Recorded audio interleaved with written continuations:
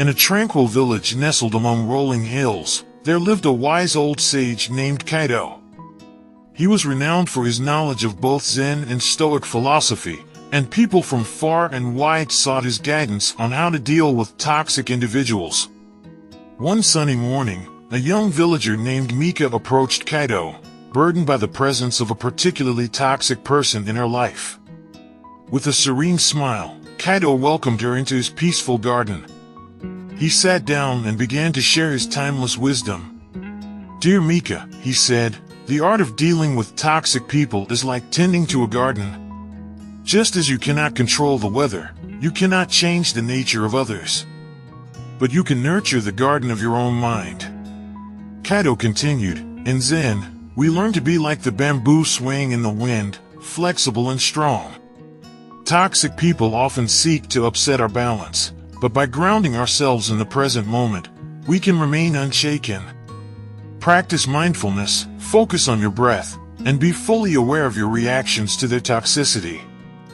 Mika listened intently, and Kaito went on, "Stoic philosophy teaches us to focus on what is within our control. You can't control toxic people, but you can control your reactions and emotions.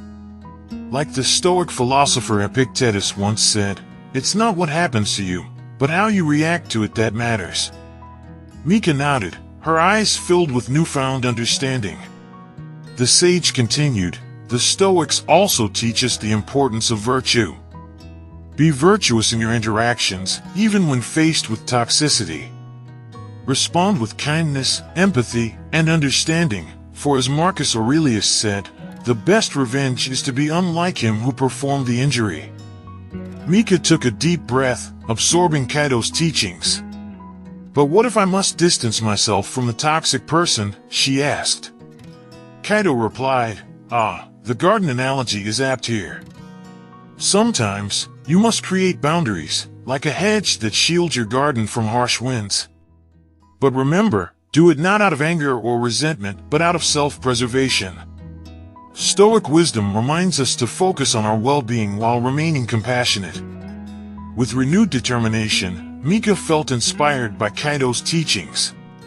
"Thank you, wise sage. I will apply these lessons to my life." As Mika left the garden, Kaito called out to her, "Remember, Mika, it's not about changing the world, but about changing how you perceive and respond to it. Your inner peace is your most valuable treasure, and you alone hold the key to it." Over time, Mika practiced the wisdom of Kaito diligently. She found that the more she embraced the teachings of Zen and Stoicism, the less the toxicity of the person in her life affected her. She grew stronger, kinder, and more resilient. The village saw the transformation in Mika, and they too sought Kaito's guidance. As more and more people embraced the wisdom of Zen and Stoicism, the village flourished, its inhabitants living in harmony with the lessons of the sage.